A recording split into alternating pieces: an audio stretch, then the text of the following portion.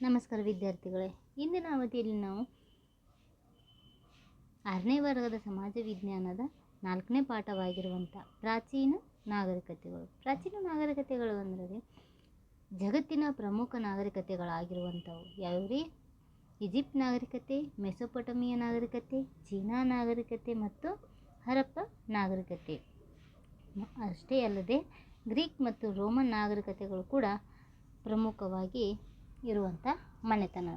ಅದರಲ್ಲಿ ನಾವು ಪ್ರಮುಖವಾಗಿರುವಂಥ ಮನೆತನಗಳಂದ್ರೆ ಈಜಿಪ್ಟ್ ಮತ್ತು ಮೆಸೊಪೊಟಮಿಯ, ಚೀನಾ ನಾಗರಿಕತೆ ಮತ್ತು ಹರಪ್ಪ ನಾಗರಿಕತೆಗಳು ಪ್ರಮುಖವಾಗಿರುವಂಥ ನಾಗರಿಕತೆ. ಈ ಎಲ್ಲ ನಾಗರಿಕತೆಗಳು ಕೊಡುಗೆಗಳು ಏನದವ, ಆನಂತರ ಯಾವ ರೀತಿ ನಾಗರಿಕತೆಗಳು ಬೆಳೆದು ಬಂದು, ಯಾವ ನದಿ ಬಯಲಿನಲ್ಲಿ ಯಾವ ನಾಗರಿಕತೆ ಬೆಳೆದು ಬಂತ ಮತ್ತು ಆ ನಾಗರಿಕತೆಗಳು ಯಾವ ಅನ್ನೋದನ್ನು ಇವತ್ತಿನ ಅವಧಿಯಲ್ಲಿ ನೋಡೋಣ. ಮೊದಲೇದಾಗಿ, ಯಾವುದೇ ಜೀವಿ ಬದುಕಬೇಕಾದರೆ ಆಹಾರ, ನೀರು, ಗಾಳಿ, ಬೆಳಕು ಅತ್ಯವಶ್ಯಕವಾಗಿದೆ. ನಿಮಗೂ ಕೂಡ ಗೊತ್ತು. ಅವು ಯಾವುದೇ ಇಲ್ಲದೆ ಹೋದ್ರೆ ಆ ವ್ಯಕ್ತಿ ಅಥವಾ ಮನುಷ್ಯ ಅಥವಾ ಜೀವಿ ಏನಾಗಲ್ಲ, ಬದುಕಕ್ಕೆ ಸಾಧ್ಯ ಆಗುವುದಿಲ್ಲ. ಜೊತೆಗೆ ಆಹಾರ, ನೀರು, ಗಾಳಿ, ಬೆಳಕು ಇವಷ್ಟೇ ಇದ್ರೆ ನಾವು ಬದುಕ್ತಾನೆ ಅನ್ನೋಕೆ ಹೇಳುವಂಗೆ ಇಲ್ಲ. ಯಾಕಂದ್ರೆ ಅವುಗಳ ಜೊತೆಗೆ ವಸತಿನೂ ಇರಬೇಕು, ವಸ್ತ್ರಗಳನ್ನು ಇಡಬೇಕು. ಗಾಳಿ, ಬೆಳಕು, ನೀರು ರೈತನ ಮನೆ ಮತ್ತು ಹಾಕೊಳ್ಳೋಕೆ ಬಟ್ಟೆನೇ ಇರ್ಲಿಕ್ಕಂದ್ರೆ ರೀ ಅವೇನಾಗಂಗಿಲ್ಲ, ಅವನು ಒಂದು ಉತ್ತಮವಾಗಿರುವಂಥ ಜೀವನ ನಡ್ಸೋಕೆ ಸಾಧ್ಯ ಆಗೋದಿಲ್ಲ. ಎಲ್ಲ ಆಹಾರ, ನೀರು, ಗಾಳಿ, ಬೆಳಕು, ವಸತಿ, ವಸ್ತ್ರ, ಮನೆ ಇವೆಲ್ಲವೂ ಏನು ಬೇಕು? ಒಂದು ಜೀವಿ ಬದುಕಬೇಕಾದ್ರೆ ಪ್ರಮುಖವಾಗಿ ಬೇಕು. ಅದೇ ರೀತಿ ದೈನಂದಿನ ಬಳಕೆಗೆ ಬೇಕಾದ ನೀರು ಹಾಗೂ ಉತ್ತಮ ವಾಯುಗುಣ ನದಿ ತೀರಗಳಲ್ಲಿ ಕಂಡುಬರ್ತೈತಿ. ಉತ್ತಮ ವಾಯುಗುಣ ಎಲ್ಲಿ ಕಂಡುಬರ್ತೈತೆ ಅಂದ್ರೆ ಹೆಚ್ಚಾಗಿ ನದಿ ತೀರದಲ್ಲಿ ಕಂಡುಬರ್ತೈತಿ. ಆದ್ದರಿಂದ ಪ್ರಾಗೈತಿಹಾಸದ ಮಾನವರು ನದಿ ತೀರಗಳಲ್ಲೇ ವಾಸಿಸುತ್ತಿದ್ದರು. ನಿಮಗೆ ಗೊತ್ತದ ರೀ, ಮೊದಲ ಮಧ್ಯಶಿಲಾಯುಗದಲ್ಲಿ ಏನು ಮಾಡಿದರೆ ಜನರು ತಮ್ಮ ಆಹಾರವನ್ನು ತಾವೇ ಕಂಡುಕೊಳ್ಳೋಕೆ ನದಿ ತೀರದಲ್ಲಿ ಅಥವಾ ತಮ್ಮ ಆಹಾರವನ್ನು ತಾವೇ ತಯಾರಿಸ್ಕೋತಿದ್ರು. ಆಮೇಲೆ ಮಧ್ಯಶಿಲಾಯುಗದ ನಂತರ ನವಶಿಲಾಯುಗದಲ್ಲಿ ಏನು ಮಾಡಕತ್ತಾರೆ, ಎಲ್ಲರೂ ಹೋಗಿ ನದಿ ತೀರಗಳಲ್ಲಿ ವಾಸ ಮಾಡೋಕೆ ಪ್ರಾರಂಭಿಸಿದರು. ಯಾಕಂದ್ರೆ ಇವರಿಗೆ ಪಶು ಸಂಗೋಪನೆ ಗೊತ್ತಿತ್ತು. ಮತ್ತು ತಮಗೆ ಬೇಕಾಗಿರುವಂಥ ಆಹಾರವನ್ನು ತಾವೇ ತಯಾರು ಮಾಡ್ಕೊಳ್ಳೋಕೆ ಅಥವಾ ಸಂಗ್ರಹಣೆಯನ್ನು ಮಾಡ್ಕೊಳ್ಳೋ ಸಲುವಾಗಿ ಏನು ಮಾಡಕತ್ತಾರೆ, ಅವರು ನದಿ ತೀರಗಳಲ್ಲಿ ವಾಸ ಮಾಡ್ತಾರೆ. ಅದೇ ರೀತಿ ಈ ಪ್ರಾಚೀನ ನಾಗರಿಕತೆಗಳದಾವಲ್ಲ, ಆ ನಾಗರಿಕತೆಗಳು ನದಿಗಳ ಪಾತ್ರ ಏನೈತ್ರಿ, ಪ್ರಮುಖವಾಗೈತಿ. ನದಿಗಳನ್ನು ನಾವೇನದು ಕರಿತೀವಿ ರೀ, ಪ್ರಾಚೀನ ನಾಗರಿಕತೆಗಳಲ್ಲಿ ನದಿಗಳು ಪ್ರಾಚೀನ ನಾಗರಿಕತೆಯ ತೊಟ್ಟಿಲು. ಯಾಕೆ ನಾವು ನದಿಗಳನ್ನು ಪ್ರಾಚೀನ ನಾಗರಿಕತೆಗಳ ತೊಟ್ಟಿಲು ಅಂಥೇಳಿ ಕರಿತೀವಿ ಅಂದ್ರೆ ರೀ, ಪ್ರಮುಖವಾಗಿರುವಂಥ ಇವು 4 ಮನೆತನಗಳು ಏನದಾವಲ್ಲ ರೀ, ಈಜಿಪ್ಟ್ ನಾಗರಿಕತೆ, ಮೆಸೊಪೊಟಮಿಯರ ನಾಗರಿಕತೆ, ಆಮೇಲೆ ಚೀನಾ ನಾಗರಿಕತೆ, ಆಮೇಲೆ ಹರಪ್ಪ ನಾಗರಿಕತೆ. ಇವು ಪ್ರಮುಖವಾಗಿರುವಂಥ 4 ಮನೆತನಗಳು ಕೂಡ ಅವರದೇ ಆಗಿರುವಂತಹ ನಾಗರಿಕತೆಯನ್ನು ಅಥವಾ ಕೊಡುಗೆಗಳನ್ನು ಮತ್ತು ಬೆಳವಣಿಗೆಯನ್ನು ಕಾಣ್ತೀವಿ. ಮೊದಲನೇದಾಗಿ ಈಜಿಪ್ಟ್ ನಾಗರಿಕತೆಯು ನೈಲ್ ನದಿ ತೀರದಲ್ಲಿ ಇರುವಂಥ ಒಂದು ನಾಗರಿಕತೆ. ಆಮೇಲೆ ಮೆಸೊಪೊಟಮಿಯ ನಾಗರಿಕತೆ ಯಾವ ನದಿ ದಡದಲ್ಲಿತ್ತಂದ್ರೆ ರೀ, ಯುಪ್ರೆಟಿಸ್ ಮತ್ತು ಟೈಗ್ರಿಸ್ ಅನ್ನುವಂಥ ಯುಪ್ರೆಟಿಸ್ ಮತ್ತು ಟೈಗ್ರಿಸ್ ಇವು ನದಿಗಳ ಹೆಸರು. ಆ ನದಿಗಳ ತೀರದಲ್ಲಿರುವಂಥ ನಾಗರಿಕತೆ ಯಾವ ಅಂದ್ರೆ ರೀ, ಮೆಸೊಪೊಟಮಿಯ ನಾಗರಿಕತೆ. ಪ್ರಶ್ನೆಯನ್ನು ಕೂಡ ಕೇಳ್ಬೋದು, ಈಜಿಪ್ಟ್ ನಾಗರಿಕತೆ ಯಾವ ನದಿ ದಂಡೆಯಲ್ಲಿತ್ತು ಅಂದ್ರೆ ರೀ, ನೈಲ್ ನದಿ ದಂಡೆಯಲ್ಲಿ ಇತ್ತು ಅಂತಂದು ಹೇಳ್ಬೋದು. ಆಮೇಲೆ ಚೀನಾ ನಾಗರಿಕತೆಯು ಹ್ಯಾಂಗೋ ಮತ್ತು ಯಾಂಗ್ತೇಸ್ ಮತ್ತು ಸಿಕಿಯಾಂಗ್ ನದಿಗಳ ದಂಡೆಯಲ್ಲಿ ಚೀನಾ ನಾಗರಿಕತೆ ಬೆಳವಣಿಗೆ ಹೊಂದಿತ್ತು. ಆನಂತರ ಹರಪ್ಪ ನಾಗರಿಕತೆಯು ಸಿಂಧೂ ನದಿ ಮತ್ತು ಸಿಂಧೂ ನದಿಯ ಉಪನದಿಗಳ ಕೊಳದಲ್ಲಿ ಹರಪ್ಪ ನಾಗರಿಕತೆ ಏನೈತ್ರಿ ಬೆಳಕಿಗೆ ಬಂತು. ಯಾವ ನದಿ ರೀ, ನೈಲ್ ನದಿ, ಯುಪ್ರೆಟಿಸ್ ಮತ್ತು ಟೈಗ್ರಿಸ್, ಹ್ಯಾಂಗೋ ಮತ್ತು ಯಾಂಗ್ತೇಸ್ ಮತ್ತು ಸಿಕಿಯಾಂಗ್, ಸಿಂಧೂ ಇವು ಅಷ್ಟೂ ನದಿಗಳು ಏನಾಗ್ಯಾವ ರೀ, ಪ್ರಾಚೀನ ನಾಗರಿಕತೆಯ ತೊಟ್ಟಿಲು ಅಂತಂದು ಕರಿತೀವಿ. ಯಾಕಂದ್ರೆ ರೀ ಆ ನದಿಗಳ ಬೆಳವಣಿಗೆಯಿಂದನೇ ಏನಾಯ್ತು ರೀ, ಒಂದು ನಾಗರಿಕತೆ ಅನ್ನೋದು ಬೆಳವಣಿಗೆ ಆಯಿತು. ಆ ನದಿಗಳು ಎಷ್ಟು ಸಮೃದ್ಧ, ಆ ನದಿಗಳಿಂದನೇ ಈ ನಾಗರಿಕತೆ ಬೆಳವಣಿಗೆ ಆಗಕ್ಕೆ ಪ್ರಮುಖವಾಗಿರುವಂಥ ಕಾರಣ ಅಂಥೇಳಿ ಕರೀತಾರೆ. ಈಜಿಪ್ಟ್ ನಾಗರಿಕತೆ ಮೊದಲೇದಾಗಿರುವಂಥ ನಾಗರಿಕತೆ ಯಾವುದಂದ್ರೆ ರೀ, ನಾನು ಏನು ಮಾಡ್ತೀನಿ ರೀ ಇವಾಗ ನಿಮಗೆ ಸಂಕ್ಷಿಪ್ತವಾಗಿ ಹೇಳ್ತೀನಿ. ಅಂದ್ರೆ ನಿಮಗೆ ಏನ್ರಿ ಬುಕ್ಸ್ನಲ್ಲಿ ಅಷ್ಟು ಐತ್ರಿ ಇದ್ರೊಳಗೆ ಇಷ್ಟ ಹೇಳಿರಿ ಅಂತ ಅನ್ಬೇಡ್ರಿ. ಯಾಕಂದ್ರೆ ರೀ ಸಂಕ್ಷಿಪ್ತವಾಗಿ ವಿವರಣೆಯನ್ನು ನೀಡೋಣ. ಸಂಕ್ಷಿಪ್ತ ಅಂದ್ರೂ ಪೂರ್ತಿಯಾಗಿನ ಇರ್ತದೆ, ನಿಮಗೆ ನೋಟ್ಸ್ ಮಾಡ್ಕೊಳಕ್ಕೆ ಏನಾಕತ್ರಿ ಅನುಕೂಲ ಆಗ್ತೈತಿ. ಆ ದೃಷ್ಟಿಯಿಂದ ಈ ರೀತಿ ಹೇಳ್ತಿದ್ದೀವಿ. ಈಜಿಪ್ಟಿನ ನಾಗರಿಕತೆ ಜಗತ್ತಿನ ಮೊದಲ ನಾಗರಿಕತೆ. ಏನ್ರಿ ಜಗತ್ತಿನ ಮೊದಲ ನಾಗರಿಕತೆ ಅಂತಂದು ಯಾವ ನಾಗರಿಕತೆಯನ್ನು ಕರಿತೀವಿ ರೀ? ಈಜಿಪ್ಟ್ ನಾಗರಿಕತೆಯನ್ನು ಕರಿತೀವಿ. ಇದು ನೈಲ್ ನದಿಯ ತೀರದಲ್ಲಿ ಹುಟ್ಟಿತು. ಇದೆಲ್ಲಿ ಹುಟ್ಟಿತು ಅಂದ್ರೆ ಇದು ನೈಲ್ ನದಿ ತೀರದಲ್ಲಿ ಹುಟ್ಟಿರುವಂಥ ನಾಗರಿಕತೆನ ಈಜಿಪ್ಟ್ ನಾಗರಿಕತೆ.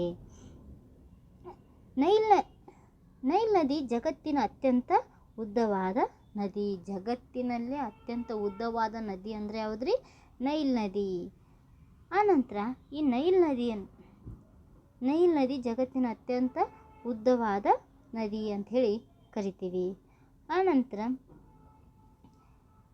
ಈಜಿಪ್ಟ್ ನೈಲ್ ನದಿಯ ವರಪ್ರಸಾದ ಅಂಥೇಳಿ ಕರಿತೀವಿ. ನೈಲ್ ನದಿಯನ್ನು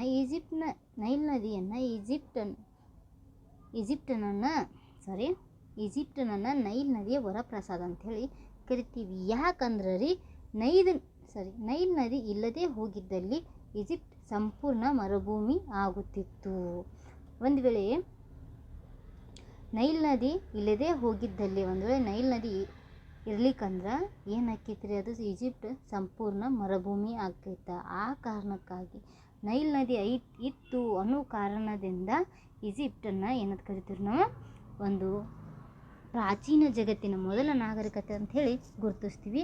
ಆ ಕಾರಣಕ್ಕಾಗಿ ಈಜಿಪ್ಟನ್ನು ನೈಲ್ ನದಿಯ ವರಪ್ರಸಾದ ಅಂತ ಕೂಡ ಕರಿತೀವಿ. ಅದರ ನಂತರ ಈಜಿಪ್ಟ್ ನಾಗರಿಕತೆಯ ರಾಜಕೀಯ ಇತಿಹಾಸ. ಇಂದಿಗೆ ಸುಮಾರು 5400 ವರ್ಷಗಳ ಹಿಂದೆ ಈಜಿಪ್ಟಿನಲ್ಲಿ ರಾಜವಂಶಗಳ ಆಳ್ವಿಕೆ ಆರಂಭವಾಯಿತು. ಎಷ್ಟ್ರಿ? ಇಂದಿಗೆ ಸುಮಾರು 5400 ವರ್ಷಗಳ ಹಿಂದೆ ಈಜಿಪ್ಟಿನಲ್ಲಿ ರಾಜವಂಶ ಆಳ್ವಿಕೆ ಆರಂಭ ಆಗ್ತೈತಿ.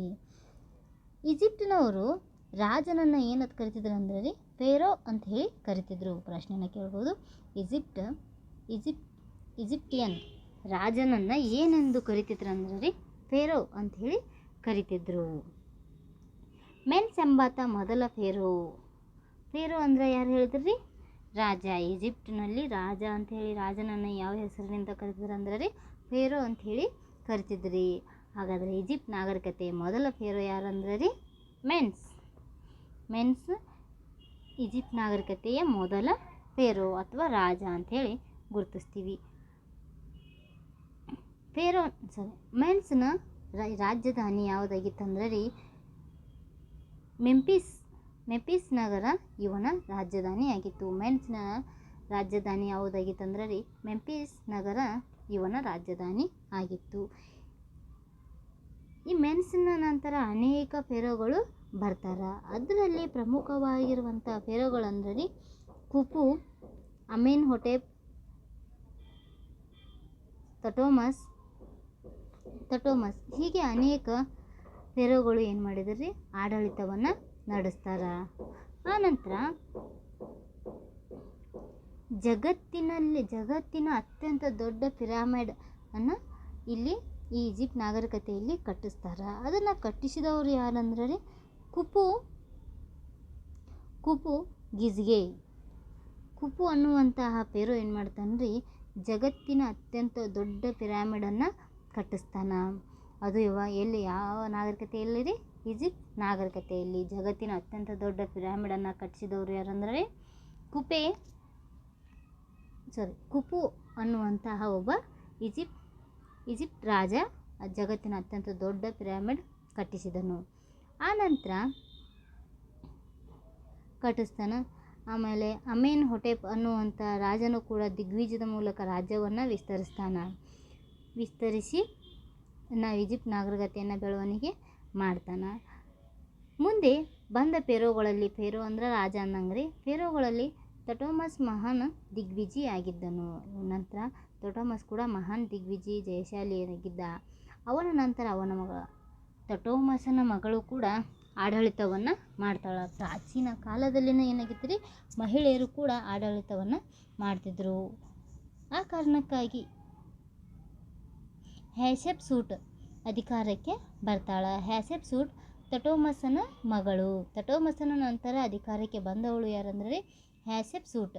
ಹ್ಯಾಟ್ಷೆಪ್ಸೂಟರು ಆ ಮೂಲಕ ಜಗತ್ತಿನ ಮೊಟ್ಟ ಮೊದಲ ಸಾಮ್ರಾಜ್ಞೆ ಅಂಥೇಳಿ ಕರೀತಾರೆ. ಅಂದ್ರೆ ರೀ ಅಲ್ಲಿ ತನಕ ಯಾವುದೇ ಒಂದು ಮಹಿಳೆ ಕೂಡ ಏನಾಗಿತ್ತಿಲ್ರಿ ಆಡಳಿತವನ್ನು ನಡೆಸಿದ್ದಿಲ್ಲ. ಮೊಟ್ಟ ಮೊದಲಿಗೆ ಜಗತ್ತಿನ ಮೊದಲ ಸಾಮ್ರಾಜ್ಞೆ ಅಂದ್ರೆ ರೀ ಹ್ಯಾಟ್ಷೆಪ್ಸೂಟ್, ಜಗತ್ತಿನ ಮೊಟ್ಟ ಮೊದಲ ಮಹಿಳೆ ಅಥವಾ ಸಾಮ್ರಾಜ್ಞೆ ಅಂಥೇಳಿ ಕರೀತಾರೆ. ಅಂತಿಮವಾಗಿ ಸುಮಾರು 2300 ವರ್ಷಗಳ ಹಿಂದೆ ಈಜಿಪ್ಟನ್ನು ಗ್ರೀಸಿನ ದೊರೆ ಅಲೆಕ್ಸಾಂಡರು ಗೆದ್ದುಕೊಂಡನು. ಅಂತಿಮವಾಗಿ ಏನಾಯ್ತು, ಕೊನೆಯದಾಗಿ 2300 ವರ್ಷಗಳ ಹಿಂದೆ ಗ್ರೀಸಿನ ದೊರೆ ಅಲೆಕ್ಸಾಂಡರ್ ಏನು ಮಾಡ್ತಾನೆ ರೀ, ಈಜಿಪ್ಟನ್ನು ಗೆಲ್ತಾನ. ಅಲ್ಲಿಗೆ ತನ್ನ ಪ್ರತಿನಿಧಿಯನ್ನು ನೇಮಿಸುವ ಮೂಲಕ ಟಾಲ್ಮಿ ಎಂಬ ಮನೆತನದ ಆರಂಭಕ್ಕೆ ಕಾರಣವಾದ. ಅಲೆಕ್ಸಾಂಡರ್ ಏನು ಮಾಡ್ತಾನೆ, ಈಜಿಪ್ಟ್ ನಗರವನ್ನು ವಶಪಡಿಸಿಕೊಂಡ ನಂತರ ಅಲ್ಲಿ ಒಬ್ಬ ತನ್ನ ಪ್ರತಿನಿಧಿಯನ್ನು ನೇಮಿಸ್ತಾನೆ. ಆ ಪ್ರತಿನಿಧಿ ಹೆಸರು ಏನ್ರಿ, ಟಾಲ್ಮಿ. ಆ ಟಾಲ್ಮಿಯಿಂದ ಏನಾಕೈತ್ರಿ, ಮನೆತನದ ಆರಂಭಕ್ಕೆ ಕಾರಣ ಆಕೈತಿ. ಪ್ರಸಿದ್ಧ ರಾಣಿ ಕ್ಲಿಯೋಪಾತ್ರ ಈ ಮನೆತನದ ಕೊನೆಯ ಆಡಳಿತಗಾರ್ತಿ. ಈ ಮನೆತನ ಯಾವುದ್ರಿ, ಟಾಲ್ಮಿ ಎಂಬ ಮನೆತನ ಪ್ರಾರಂಭ ಆಕೈತಿ. ಆ ಟಾಲ್ಮಿ ಮನೆತನದ ಕೊನೆಯ ಆಡಳಿತಗಾರ್ತಿ ಅಂದ್ರೆ ರೀ ಕ್ಲಿಯೋಪಾತ್ರ ಯಾವ ಮನೆತನದ ಕೊನೆಯ ರಾಣಿ ಅಂತಂದು ಕೇಳಿದ್ರೆ ರೀ ಟಾಲ್ಮಿ ಅನ್ನುವಂಥ ಮನೆತನದ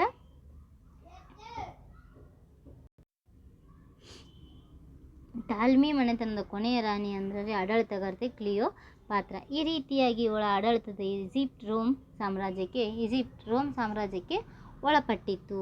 ಈಜಿಪ್ಟ್ ನಾಗರಿಕತೆಯ ಕೊಡುಗೆಗಳು: ಪಿರಮಿಡ್ಗಳನ್ನು ರಚನೆ ಮಾಡಿದ್ರು. ಆನಂತರ ಗೋಧಿ, ಬಾರ್ಲಿ ಈಜಿಪ್ಟ್ ಜನರ ಆಹಾರ ಬೆಳೆಗಳಾಗಿದ್ದವು. ಗೋಧಿ ಮತ್ತು ಬಾರ್ಲಿ ಈಜಿಪ್ಟ್ ಜನರ ಆಹಾರ ಬೆಳೆಗಳಾಗಿದ್ದವು. ಇವರು ದೇವರಲ್ಲಿ ನಂಬಿಕೆಯನ್ನು ಹೊಂದಿದ್ರು. ಜೊತೆಗೆ ಇಲ್ಲಿಯ ಜನರಿಗೆ ಏನೈತ್ರಿ, ಮರುಜನ್ಮದಲ್ಲಿ ಕೂಡ ನಂಬಿಕೆ ಹೊಂದಿದ್ರು. ಪಿರಮಿಡ್ಗಳ ರಚನೆ ಕೂಡ ಈ ಕಾಲಾವಧಿಯಲ್ಲಿ ಆಯಿತು. ಪಿರಮಿಡ್ಗಳನ್ನು ಯಾಕೆ ಮಾಡ್ತಿದ್ರು ಅಂದ್ರೆ ರೀ ಶವಗಳನ್ನು ಇಡುತ್ತಿದ್ದರು. ಅಂದರೆ ಶವಗಳನ್ನು ಏನು ಮಾಡೋದು, ರಕ್ಷಣೆ ಮಾಡೋ ಸಲುವಾಗಿ ಆ ಪಿರಮಿಡ್ಗಳನ್ನು ಕಟ್ತಿದ್ರು. ಸಂರಕ್ಷಿಸಿ ಇಟ್ಟ ಶವಗಳನ್ನು ಅಂದ್ರೆ ರೀ ಸತ್ತಿರುವಂಥ ಮನುಷ್ಯನ ದೇಹವನ್ನು ಸಂರಕ್ಷಣೆ ಮಾಡಿ ಇಟ್ಟಿರುವಂಥ ಶವಗಳನ್ನು ಏನಂತ ಕರಿತಿದ್ರು ಅಂದ್ರೆ ರೀ ಈಜಿಪ್ಟ್ನವರ ಮಮ್ಮಿ ಅಂಥೇಳಿ ಕರಿತಿದ್ರು. ಈ ಕಾಲಾವಧಿಯಲ್ಲಿ ಸ್ತ್ರೀಯರಿಗೆ ಗೌರವ ಇತ್ತು. ಗೊತ್ತಾಕೈತ್ರಿ ಯಾಕೆ ಸ್ತ್ರೀಯರಿಗೆ ಗೌರವ ಇತ್ತು ಅನ್ನೋದು ಹೆಂಗೆ ಗೊತ್ತಾಕೈತ್ರಿ, ಹ್ಯಾಟ್ಷೆಪ್ಸೂಟ್ ಮತ್ತು ಕ್ಲಿಯೋಪಾತ್ರ ಇವರೆಲ್ಲರನ್ನು ನೋಡಿದ ಕೂಡಲೇ ಸ್ತ್ರೀಯರಿಗೆ ಗೌರವ ಇತ್ತು ಅನ್ನೋದು ಗೊತ್ತಾಕೈತಿ. ಆನಂತರ ಹೈರೋಗ್ಲಿಪ್ ಅನ್ನುವಂಥ ಪವಿತ್ರ ಲಿಪಿ, ಅಕ್ಷರ ಎಂದರ್ಥ. ಅಂದ್ರೆ ಒಂದು ಲಿಪಿ ಅಕ್ಷರ ಅಥವಾ ಲಿಪಿ ಅನ್ನುವಂಥದ್ದನ್ನು ಚಿತ್ರಲಿಪಿಗಳನ್ನು ಬಳಸ್ತಿದ್ರು. ಹೈರೋಗ್ಲಿಪಿಕ್ಸ್ ಎಂಬ ಚಿತ್ರಲಿಪಿಗಳನ್ನು ಇವರು ಬಳಸ್ತಿದ್ರು. ಹೈರೋಗ್ಲಿಪ್ ಅಂದ್ರೆ ರೀ ಪವಿತ್ರ ಲಿಪಿ, ಅಕ್ಷರ ಎಂದರ್ಥ. ಅವರ ಕಾಲದಲ್ಲಿ ಅಥವಾ ಅವರ ಮಾತಿನ ಅರ್ಥದಲ್ಲಿ ಏನ್ರಿ, ಹೈರೋಗ್ಲಿಪ್ಸ್ ಅಂದ್ರೆ ಚಿತ್ರಲಿಪಿಗಳು, ಅಂದರೆ ಚಿತ್ರದ ಮುಖಾಂತರ ವಿವರಣೆಯನ್ನು ಕೊಡ್ತಿದ್ರು. ಆ ಚಿತ್ರಲಿಪಿಗೆನ್ನ ಏನಂತ ಕರೆದಿದ್ರು ಅವರು, ಹೈರೋಗ್ಲಿಪ್ ಅಂದ್ರೆ ಪವಿತ್ರ ಲಿಪಿ ಅಂಥೇಳಿ ಅರ್ಥವನ್ನು ನೀಡುತ್ತಿತ್ತು. ಆಮೇಲೆ ಇವರ ಕಾಲದಲ್ಲಿಯೇ ರೇಖಾಗಣಿತದ ತಿಳುವಳಿಕೆ ಅಪಾರವಾಗಿ ಜ್ಞಾನ ಇತ್ತು. ಆನಂತರ ಸ್ಫಿಂಕ್ಸ್ ಎಂಬ ಬೃಹತ್ ಪ್ರತಿಮೆ ಆಕರ್ಷಕವಾಗಿದೆ. ಈಜಿಪ್ಟಿನ ಶಿಲ್ಪಿಗಳಲ್ಲಿ ಸ್ಫಿಂಕ್ಸ್ ಎಂಬ ಬೃಹತ್ ಪ್ರತಿಮೆಯು ಆಕರ್ಷಕವಾಗಿದೆ. ಸಿಂಹ ಮತ್ತು ಮನುಷ್ಯ.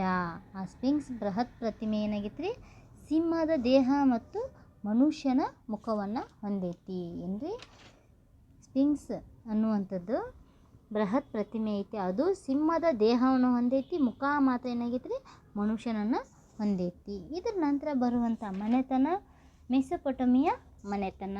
ಮೆಸೊಪೊಟಮಿಯ ಮನೆತನವು ಯಾವ ನದಿ ಅಂತ ಹೇಳಿನ್ರಿ? ಟೈಗ್ರಿಸ್ ಮತ್ತು ಯೂಫ್ರೆಟಿಸ್ ಇವುಗಳ ನದಿ. ಟೈಗ್ರಿಸ್ ಮತ್ತು ಯೂಫ್ರೆಟಿಸ್ ಇವು ನದಿಗಳು ಇವತ್ತು ಎಲ್ಲಿ ಕಂಡು ಬರ್ತಾವಂದ್ರೆ ರೀ ಇರಾಕ್ ದೇಶದಲ್ಲಿ ಕಂಡು ಬರ್ತಾವ. ಈ ನದಿಗಳ ಬಯಲಿನಲ್ಲಿ ಮೆಸೊಪೊಟಮಿಯ ನಾಗರಿಕತೆಯು ಏಳಿಗೆಗೆ ಬಂದಿತ್ತು. ಗ್ರೀಕ್ ಭಾಷೆಯಲ್ಲಿ ಮೆಸೊಪೊಟಮಿಯಾ ಅಂದರೆ ರೀ ಎರಡು ನದಿಗಳ ನಡುವಿನ ಪ್ರದೇಶವನ್ನು ಮೆಸೊಪೊಟಮಿಯಾ ಅಂಥೇಳಿ ಕರಿತಿದ್ರು. ಇತಿಹಾಸ. ಮೆಸೊಪೊಟಮಿಯಾರ ಇತಿಹಾಸ ನೋಡ್ರಿ. ಈ ಪ್ರದೇಶವನ್ನು ಸುಮೇರಿಯರು, ಬ್ಯಾಬಿಲೋನಿಯನು, ಹಿಟೈಟರು, ಅಸ್ಸಿಯನರು ಮತ್ತು ನವ ಬ್ಯಾಬಿಲೋನಿಯರು ಮುಂತಾದ ಜನಾಂಗದವರು ಕೂಡ ಮೆಸೊಪೊಟಮಿಯ ನಾಗರಿಕತೆಯನ್ನು ಅಥವಾ ಮೆಸೊಪೊಟಮಿಯ ನಗರವನ್ನು ಆಡಳಿತ ಮಾಡಿದರು. ಅದರೊಳಗೆ ಮೊದಲನೇದಾಗಿ ಸುಮೇನಿಯರಿಂದ ಮೊಟ್ಟ ಮೊದಲಿಗೆ ಇಲ್ಲಿ ನಾಗರಿಕತೆ ಒಂದು ಏಳಿಗೆ ಬಂದಿತ್ತು. ಸುಮೇನಿಯರಿಂದ ಈ ಯಾವುದ್ರಿ ಟೈಗ್ರಿಸ್ ಮತ್ತು ಯೂಫ್ರೆಟಿಸ್ ನದಿಗಳ ನಡುವೆ ಒಂದು ನಾಗರಿಕತೆ ಹುಟ್ಟಿಕೊಂಡಿತ್ತು. ಆ ನಾಗರಿಕತೆಯನ್ನು ಮೆಸೊಪೊಟಮಿಯ ನಾಗರಿಕತೆ. ಅಲ್ಲಿ ಬರುವಂಥ ಸುಮೇನಿಯರ ಜನಾಂಗದವರು ನಗರಗಳನ್ನು ಆರಂಭಿಸ್ತಾರೆ. ಆ ನಗರ ರಾಜ್ಯಗಳು ಯಾವ್ಯಾವಾಗಿದ್ದಂದ್ರೆ ರೀ ಊರ್, ಕಿಶ್, ಲಗಾಸ್ ಮೊದಲಾದ ನಗರ ರಾಜ್ಯಗಳು ಆರಂಭ ಆಗ್ತಾವ. ಮೊದಲಿಗೆ ಊರ್, ಕಿಶ್, ಲಗಾಶ್ ಅನ್ನುವಂಥ ನಗರ ರಾಜ್ಯಗಳು ಆರಂಭ ಆಗ್ತಾವ. ನಂತರ ಸುಮೇನಿಯರು ಕ್ಯೂನಿಫಾರ್ಮ್ ಲಿಪಿಗಳಲ್ಲಿ ಹಸಿ ಜೇಡಿಮಣ್ಣಿನ ಫಲಕಗಳ ಮೇಲೆ ಬರೆಯುತ್ತಿದ್ದರು. ಇವರು ಈಜಿಪ್ಟಿನವರು ಚಿತ್ರಲಿಪಿಯನ್ನು ಬಳಸ್ತಿದ್ರು.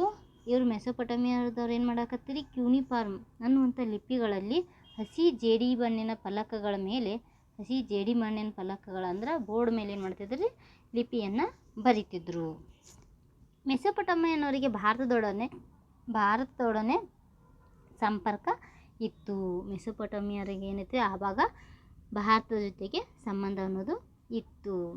ಇವ್ರ ನಂತರ ಸುಮೇನಿಯರ ನಂತರ ಬರುವಂತಹ ಜನಾಂಗ ಅಂದರೆ ಅಕ್ಕಾಡಿಯನ್ನರು ಕೂಡ ಅನಾಗರಿಕತೆ ದಾಳಿಗೆ ತುತ್ತಾಗಿ ಪತನವನ್ನು ಹೊಂತಾರ. ಅಷ್ಟು ಬೇಗನೆ ಏನಾಗ್ತೈತಿ ಇವರ ಪತನವನ್ನು ಹೊಂದಾಕ ಕಾರಣ ಆಗ್ತೈತಿ. ಇವ್ರ ನಂತರ ಬರುವಂಥವ್ರಿ ಅಮೋರೈಟರು ಎಂಬ ಮತ್ತೊಂದು ಜನಾಂಗವು ಬ್ಯಾಬಿಲಾನ್ ಎಂಬ ಪಟ್ಟಣದಿಂದ ಆಳುತ್ತಿದ್ದರು. ಈ ಮೆಸೊಪೊಟಮಿಯಾದಲ್ಲಿ ಹೊಸದಾಗಿರುವಂಥ ಒಂದು ಜನಾಂಗ ಹುಟ್ಕೊಳ್ತೈತಿ. ಅದೇ ಯಾವುದ್ರಿ? ಅಮೋರೈಟರ್ ಅನ್ನುವಂಥ ಜನಾಂಗ ಹುಟ್ಕೊಳ್ತೈತಿ. ಅದು ಒಂದು ಪಟ್ಟಣದಿಂದ ಆಳಾಕ ಪ್ರಾರಂಭಿಸ್ತೈತಿ. ಆ ಪಟ್ಟಣ ಯಾವುದಂದ್ರೆ ರೀ ಬ್ಯಾಬಿಲಾನ್. ಇವರು ಅಕ್ಕಾಡಿಯನ್ ರಾಜ್ಯವನ್ನು ತಮ್ಮ ನಿಯಂತ್ರಣಕ್ಕೆ ಪಡೆದುಕೊಂಡು ವಿಶಾಲ ರಾಜ್ಯ ಸ್ಥಾಪಿಸಿದರು. ಇವ್ರೇನು ಮಾಡಿದ್ರಿ? ಯಾಕಂದ್ರೆ ಅಕ್ಕಾಡಿಯನ್ನರ ಪತನವನ್ನು ಹೊಂದಿದ್ರಿ. ಅನಾಗರಿಕತೆ ದಾಳಿಗೆ ತುತ್ತಾಗಿ ಅಕ್ಕಾಡಿಯನ್ ಸಾಮ್ರಾಜ್ಯ ಏನಾಗಿತ್ತು? ಸಂಪೂರ್ಣ ಪತನಗೊಂಡಿತ್ತು. ಆ ಕಾರಣಕ್ಕಾಗಿ ಅವರು ಆ ರಾಜ್ಯವನ್ನು ತಮ್ಮ ನಿಯಂತ್ರಣಕ್ಕೆ ತೆಗೆದುಕೊಂಡು ವಿಶಾಲ ರಾಜ್ಯವನ್ನು ಸ್ಥಾಪನೆ ಮಾಡ್ತಾರೆ. ಇವ್ರ ನಂತರ ಬರುವಂತಹ ಬ್ಯಾಬಿಲೋನಿಯರಲ್ಲಿ ಪ್ರಸಿದ್ಧ ರಾಜ ಅಂದ್ರೆ ರೀ ಹಮ್ಮುರಬಿ. ಈ ಮೆಸೊಪೊಟಮಿಯ ನಾಗರಿಕತೆಯಲ್ಲಿ ಬರುವಂಥ ಬ್ಯಾಬಿಲಾನ್ ಎಂಬ ಪಟ್ಟಣದಲ್ಲಿ ಆಳ್ತಿದ್ರು. ಯಾರೀ? ಅಮೋರೈಟರ್. ಅವರ ಮನೆತನದಲ್ಲಿ ಇರುವಂಥ ಬ್ಯಾಬಿಲೋನರಲ್ಲಿ ಪ್ರಸಿದ್ಧ ರಾಜ ಅಂದ್ರೆ ರೀ ಹಮ್ಮುರಬಿ. ಈತನ ಒಂದು ತತ್ವದ ಮೇಲೆ ಏನು ಮಾಡಿದೆ? ತತ್ವವನ್ನು ಅನುಸರಿಸ್ತಿದ್ದ. ಆ ತತ್ವ ಅಂದ್ರೆ ರೀ ಮುಯಿಗೆ ಮುಯಿ ಅಂದ್ರೆ ರೀ. ಯಾಕಂದರೆ ಯಾರು ಏನು ಮಾಡಿರ್ತಾರಲ್ಲ, ಅಕಸ್ಮಾತ್ ಒಬ್ಬ ವ್ಯಕ್ತಿ ಕಾಲನ್ನು ತೆಗೆದಿದಂದ್ರೆ ಆ ವ್ಯಕ್ತಿ ಕಾಲನ್ನು ತೆಗೆಯೋದು. ಈ ರೀತಿ ಮುಯಿಗೆ ಮುಯಿ ಅವ್ರು ಏನು ಮಾಡಿರ್ತಾರಲ್ಲ ಅದನ್ನ ಕೆಲಸವನ್ನು ನಾವು ಕೂಡ ಮಾಡೋದು. ಈ ರೀತಿಯಾಗಿ ಅವ ಏನಾಗಿದ್ರಿ? ಕಾನೂನು ಸಂಹಿತೆಗಳ ಮೂಲಕ ಜಗತ್ ಪ್ರಸಿದ್ಧ ಆಗಿದ್ದ. ಬ್ಯಾಬಿಲೋನಿಯರ ನಂತರ ಕಾಸೈಟ್ ಮತ್ತು ಹಿಟೈಟ್ ಎಂಬ ಜನಾಂಗಗಳು ಮೆಸೊಪೊಟಮಿಯನ್ನು ಕೆಲಕಾಲ ಆಳಿದವು. ಈ ಬ್ಯಾಬಿಲೋನರ ನಂತರ ಮತ್ತೆ ಏನಾಗ್ತಾರೆ? ಬ್ಯಾಬಿಲೋನರಲ್ಲಿ ಪ್ರಸಿದ್ಧ ರಾಜ ಯಾರಾಗಿದ್ರೆ ಹಮ್ಮುರಬಿ ಆಗಿರ್ತಾನೆ. ಈ ಹಮ್ಮುರಬಿ ನಂತರ ಏನಾಗ್ತಾರೆ? ಮತ್ತೆ ಬೇರೆ ಜನಾಂಗದವರು ಕೂಡ ಆಡಳಿತವನ್ನು ಮಾಡ್ತಾರೆ. ಆ ಜನಾಂಗಗಳು ಯಾವ್ಯಾವು ಅಂದ್ರೆ ರೀ ಹಿಟೈಟ್ ಮತ್ತು ಕಾಸೈಟ್. ಈ ಕಾಸೈಟ್ನ ನಂತರ ಕಾಸೈಟ್ ಮತ್ತು ಯಾವುದ್ರಿ ಹಿಟೈಟ್ ಅನ್ನುವಂಥ ಜನಾಂಗಗಳು ಮೆಸೊಪೊಟೇಮಿಯಾನ ಕೆಲಕಾಲ ಆಡಳಿತವನ್ನು ನಡೆಸ್ತಾರೆ. ಆನಂತರ ಹಿಟೈಟರ ನಂತರ ಮೆಸೊಪೊಟೇಮಿಯನ್ನ ಅಸಿರಿಯನ್ನರು ಆಡಳಿತವನ್ನು ಮಾಡೋಕ್ಕೆ ಪ್ರಾರಂಭಿಸ್ತಾರೆ.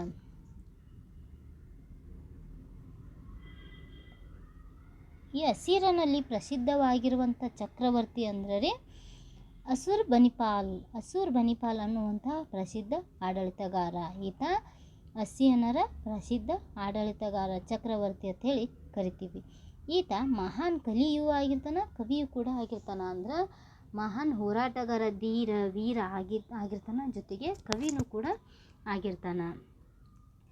ಈತ ನಿನೆಹೋ ನಗರದಲ್ಲಿ ಉತ್ತಮ ಗ್ರಂಥಾಲಯವನ್ನು ಸ್ಥಾಪಿಸಿದ. ಇವನು ಒಂದು ಉತ್ತಮವಾಗಿರುವಂಥ ಗ್ರಂಥಾಲಯವನ್ನು ಸ್ಥಾಪನೆ ಮಾಡ್ತಾನೆ. ಉತ್ತಮ ಗ್ರಂಥಾಲಯವನ್ನು ಸ್ಥಾಪನೆ ಮಾಡ್ತಾನೆ.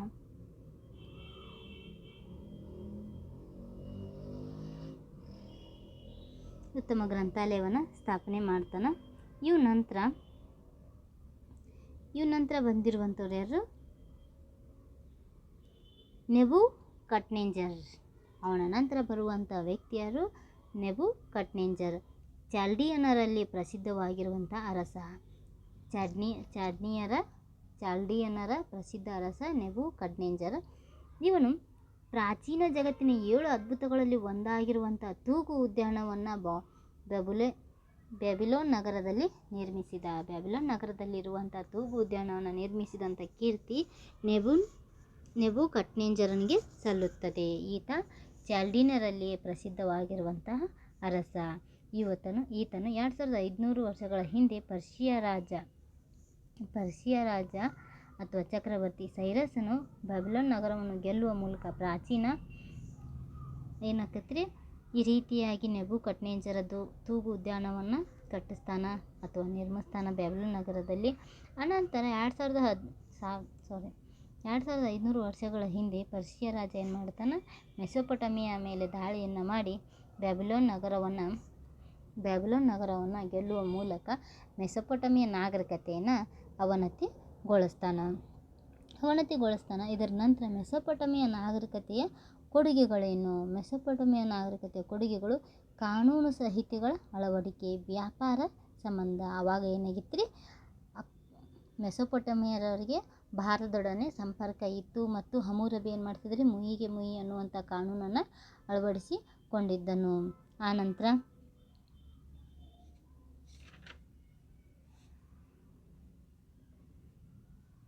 ಜಿಗ್ಗುರಾತ್ ಎಂಬ ಎತ್ತರದ ದೇವಾಲಯಗಳನ್ನು ಕಟ್ಟುತ್ತಿದ್ದರು.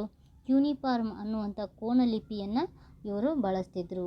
ಅಷ್ಟೇ ಅಲ್ಲದೆ ಗಿಲ್ಗಮೇಶ್ ಎನ್ನುವಂಥ ಮೆಸೊಪೊಟೇಮಿಯಾದ ಮಹಾಕಾವ್ಯಗಳನ್ನು ಕೂಡ ಕಾಣ್ತಿದ್ದೀವಿ. ಈ ರೀತಿಯಾಗಿ ಇವರು ಆ ಕಾಲದಲ್ಲಿಯ ಕಾನೂನಿನ ಬಗ್ಗೆ ಇವರಿಗೆ ಜ್ಞಾನ ಅನ್ನೋದು ಇತ್ತು. ಇದರ ನಂತರ ಚೀನಾ ನಾಗರಿಕತೆ.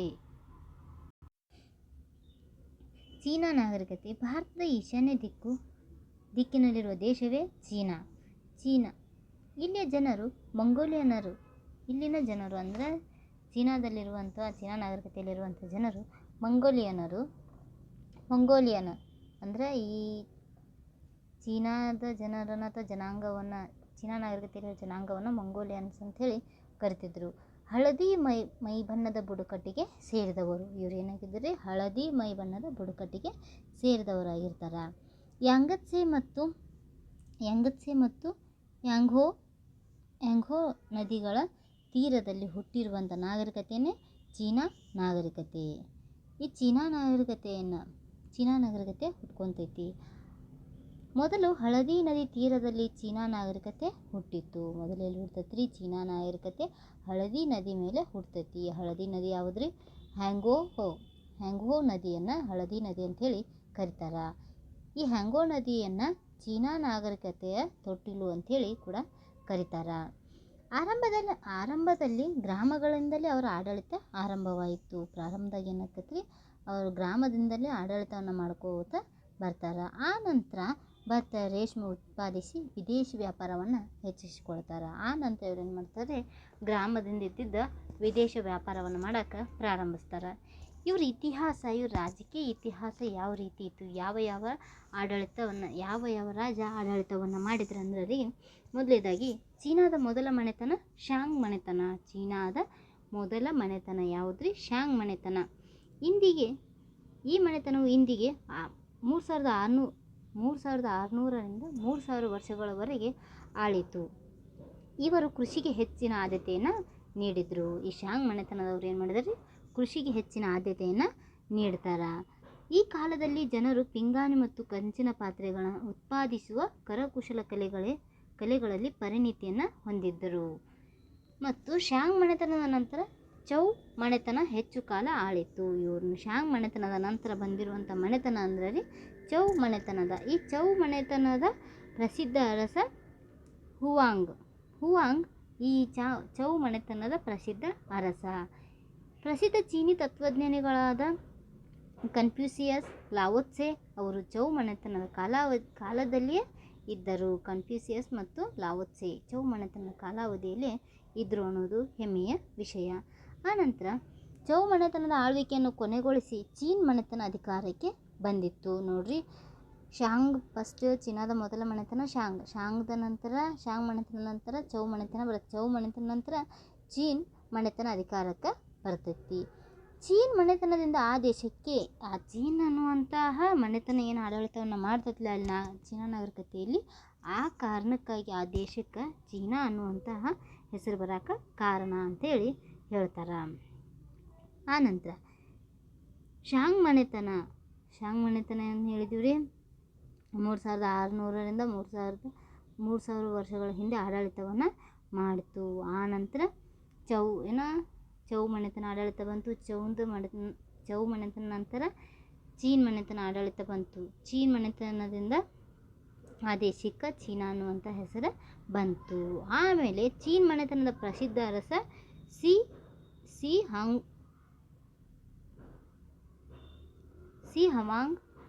ಹವಾಂಗ್ ತಿ ಅನ್ನುವಂತಹ ಚೀನ್ ಮನೆತನದ ಪ್ರಸಿದ್ಧ ಅರಸ. ಈತ ಒಂದೇ ರೀತಿ ಕಾನೂನನ್ನು ಜಾರಿಗೆ ತಂದನು. ಈತನನ್ನು ಏನು ಮಾಡಿದ, ಚೀನಾನ ಒಂದುಗೂಡಿಸಿ ಒಂದೇ ರೀತಿ ಕಾನೂನನ್ನು ಜಾರಿಗೆ ತರ್ತಾರೆ. ಆ ಕಾರಣಕ್ಕಾಗಿ ಈತನನ್ನು ಚೀನಾದ ಮೊದಲ ರಾಜನೆಂದು ಕೂಡ ಕರೀತಾರೆ. ಈತನು ಏನು ಮಾಡ್ತಾನ್ರಿ, 1500 ಮೈಲಿ ಉದ್ದದ ಚೀನಾ ಮಹಾಗೋಡೆಯನ್ನು ನೀವು ಕೂಡ ನೋಡಿರ್ಬೋದು ರೀ. ಚೀನಾ ಮಹಾಗೋಡೆಯನ್ನು ಚೀನಾ ಮಹಾಗೋಡೆಯನ್ನು ನಿರ್ಮಾಣ ಮಾಡಿದಂಥ ಮನೆತನ ಅಂದರೆ ರೀ ಚೀನ್ ಮನೆತನ. ಸಿಹಾಂಗ್ತಿ ಅನ್ನುವಂಥ ರಾಜ ಆ ಚೀನಾ ಮಹಾಗೋಡೆಯನ್ನು ನಿರ್ಮಾಣ ಮಾಡ್ತಾನೆ. ಆ ಕಾರಣಕ್ಕಾಗಿ ಈತನ ಕಾಲಾವಧಿಯನ್ನು ಏನಂತ ಕರೀತಾರೆ ರೀ, ಚೀನಾದ ಸುವರ್ಣಯುಗ ಅಂತ ಕೂಡ ಕರೀತಾರೆ. ಇವನ ನಂತರ ಈ ಚೀನ್ ಮನೆತನದ ನಂತರ ಮತ್ತೆ ಏನಾಕತ್ರಿ, ಬೇರೊಂದು ಮನೆತನ ಬೆಳಕಿಗೆ ಬರ್ತೈತಿ. ಅದು ಯಾವುದಂದ್ರೆ ಹಾನ್ ಅಥವಾ ಯುತಿ ಅಂತ ಹೇಳಿ ಕರಿತೀವಿ. ಹಾನ್ ವಂಶದ ಪ್ರಸಿದ್ಧ ದೊರೆ ಯುತಿಯ ಕಾಲದಲ್ಲಿ, ಹಾನ್ ವಂಶದ ಪ್ರಸಿದ್ಧ ದೊರೆ ಯಾರಾಗಿದ್ದರೆ ಯುತಿ ಕಾಲದಲ್ಲಿ ವಿಶಾಲ ಚೀನಾ ಸಾಮ್ರಾಜ್ಯ ಸ್ಥಾಪನೆ ಆಗಿರ್ತೈತಿ. ಆತನು ಏನು ಮಾಡ್ತಾನೆ, ಸಾಮ್ರಾಜ್ಯನ ವಿಸ್ತರಣೆ ಮಾಡಲಾರದ ವಿದೇಶಿ ವ್ಯಾಪಾರಕ್ಕೆ ಹೆಚ್ಚಿನ ಉತ್ತೇಜನವನ್ನು ಕೊಡ್ತಾನೆ. ಅದೇ ರೀತಿ ಹೆಚ್ಚಿನ ವಿದೇಶಿ ವ್ಯಾಪಾರವನ್ನು ಮಾಡೋ ಸಲುವಾಗಿ ರೇಷ್ಮೆ ಮಾರ್ಗವನ್ನು ಅಥವಾ ರೇಷ್ಮೆ ವ್ಯಾಪಾರಕ್ಕೆ ಅಪಾರ ಬೇಡಿಕೆ ಇತ್ತು ರೋಮನ್ ಸಾಮ್ರಾಜ್ಯದಲ್ಲಿ. ಇದರ ಪರಿಣಾಮವಾಗಿ ಚೀನಾ ಮತ್ತು ರೋಮಿನ ನಡುವೆ ವ್ಯಾಪಾರ ಮಾರ್ಗವು ಏರ್ಪಟ್ಟಿತ್ತು. ಈ ಕಾರಣದಿಂದ ರೋಮನ್ ಸಾಮ್ರಾಜ್ಯದಲ್ಲಿ ಏನೈತೆ, ಚೀನಾದ ರೇಷ್ಮೆಗೆ ಅಂದ್ರೆ ರೋಮನ್ ಸಾಮ್ರಾಜ್ಯದಲ್ಲಿ ಚೀನಾದ ರೇಷ್ಮೆಗೆ ಏನೈತೆ ಬಹಳಷ್ಟು ಬೇಡಿಕೆ ಇತ್ತು. ಆ ಕಾರಣಕ್ಕಾಗಿ ಚೀನಾ ಮತ್ತು ರೋಮಿನ ನಡುವೆ ಏನೈತೆ ವ್ಯಾಪಾರ ಮಾರ್ಗ ಹುಟ್ಕೋತೈತಿ. ಆ ವ್ಯಾಪಾರ ಮಾರ್ಗವನ್ನು ಏನಂತ ಕರಿತಿದ್ರು ಅಂದ್ರೆ ರೀ ರೇಷ್ಮೆ ಮಾರ್ಗ ಅಂಥೇಳಿ ಕೂಡ ಕರಿತಿದ್ರು. ಇದೇ ಸಂದರ್ಭದಲ್ಲಿ ಅಥವಾ ಇದೇ ಕಾಲಾವಧಿಯಲ್ಲಿ ಬೌದ್ಧ ಧರ್ಮವು ಕೂಡ ಚೀನಾವನ್ನು ಪ್ರವೇಶ ಮಾಡ್ತೈತಿ.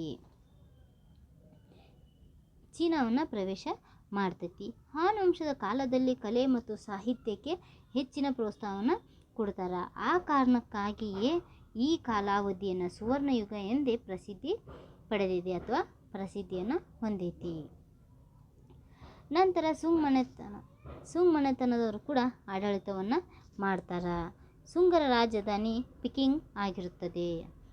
ಅಂದರೆ ಸುಂಗ ರಾಜಧಾನಿ ಯಾವುದಾಗಿತ್ತು ರೀ? ಪಿಕಿಂಗ್. ಅಂದರೆ ಇಂದಿನ ಚೀನಾದ ರಾಜಧಾನಿ ಬೀಜಿಂಗ್ ಪಿಕಿಂಗ್ ಅಂತ ಹೇಳಿ ಕರಿತಿದ್ರು.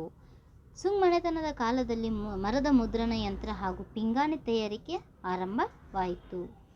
ಈ ರೀತಿಯಾಗಿ ಚೀನಾ ನಾಗರಿಕತೆ ಏನಾಗ್ತೈತಿ ತನ್ನದೇ ಆಗಿರುವಂಥ ಆಡಳಿತವನ್ನು ಮಾಡ್ತೈತಿ.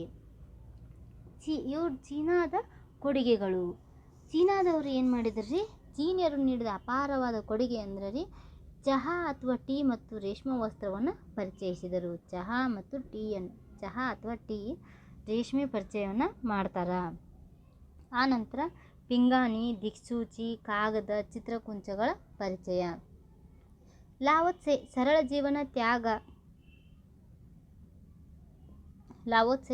ಜೀವನ ತ್ಯಾಗ ಸಾಮರಸ್ಯ ಜೀವನದ ಬೋಧನೆಗಳನ್ನು ಮಾಡಿದರು.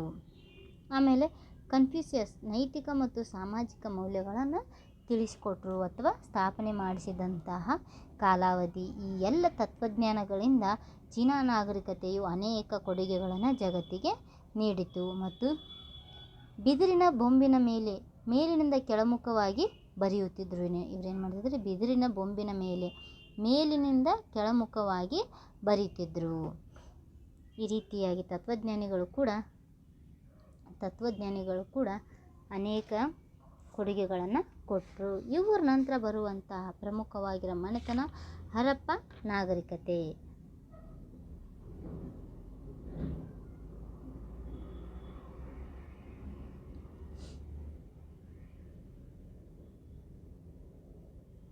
ಹರಪ್ಪ ನಾಗರಿಕತೆ ಗ್ರೀಕ್ ಮತ್ತು ರೋಮನ್ ನಾಗರಿಕತೆಗೆ ನಮ್ಗೆ ಅದೇನಾಗೋದಿಲ್ಲ ರೀ, ಅಷ್ಟು ಪ್ರಮುಖವಾಗಿರುವಂಥ ಅಂಶ ಆಗೋದಿಲ್ಲ.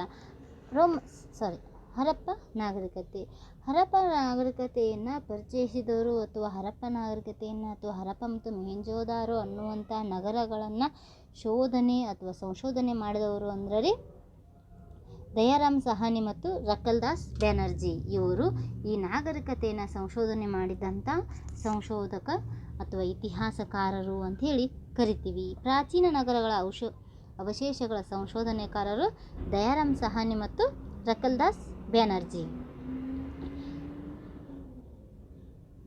ಇಂದಿನ ಪಾಕಿಸ್ತಾನದ ಹರಪ್ಪ ಮತ್ತು ಮೊಹೆಂಜೋದಾರೋ ಎಂಬಲ್ಲಿ ಪ್ರಾಚೀನ ನಗರಗಳ ಅವಶೇಷಗಳನ್ನು ಶೋಧಿಸಿದರು. ಈ ಶೋಧವು ಭಾರತ ಇತಿಹಾಸದ ವೇದಗಳಿಗೆ ಸುಮಾರು 2000 ವರ್ಷಗಳಷ್ಟು ಹಿಂದಕ್ಕೆ ಕೊಂಡೊಯ್ಯಿತು. ಅವರು ಶೋಧವನ್ನು ಮಾಡೋಕ್ಕೆ ಪ್ರಾರಂಭಿಸ್ತಾರೆ. ಅದು ಶೋಧವನ್ನು ಅಥವಾ ಸಂಶೋಧನೆಯನ್ನು ಮಾಡೋಕ್ಕೇನು ಪ್ರಾರಂಭಿಸ್ತಾರಲ್ಲ ರೀ, ಅದೇನಾಗ್ತೈತಿ ಎಷ್ಟು ವರ್ಷಗಳ ಹಿಂದೆ ಹೋಗ್ತೈತೆ ಅಂದ್ರೆ ರೀ ವೇದಗಳಿಗಿಂತ 2000 ವರ್ಷಗಳ ಹಿಂದೆ ಕೊಂಡೋಗ್ತೈತಿ. ಇದರಿಂದ ಸಿಂಧೂ ನದಿ ಉಪನದಿಗಳು ಇಲ್ಲಿ ಪತ್ತೆ ಆಗ್ತವೆ. ಪತ್ತೆ ಆದ ನಂತರ ಇಲ್ಲಿ ಸಿಂಧೂ ಬಯಲು ನಾಗರಿಕತೆ ಇತ್ತು ಅನ್ನೋದನ್ನು ಈ ಸಂಶೋಧನೆಗಳಿಂದ ತಿಳಿದು ಬರೋಕೆ ಕಾರಣ ಆಗ್ತೈತಿ. ಆನಂತರ ಈ ಹರಪ್ಪ ನಾಗರಿಕತೆಯ ನೆಲೆಗಳು ಎಲ್ಲೆಲ್ಲಿ ಕಂಡು ಬಂದಾವಂದ್ರೆ ರೀ ಪಾಕಿಸ್ತಾನದ ಹರಪ್ಪ ಮೊಹೆಂಜೋದಾರೋ. ಪಾಕಿಸ್ತಾನದಲ್ಲಿ ಬರುವಂಥ ಪ್ರದೇಶಗಳು ಯಾವುದ್ರಿ? ಹರಪ್ಪ ಮತ್ತು ಮೊಹೆಂಜೋದಾರೋ.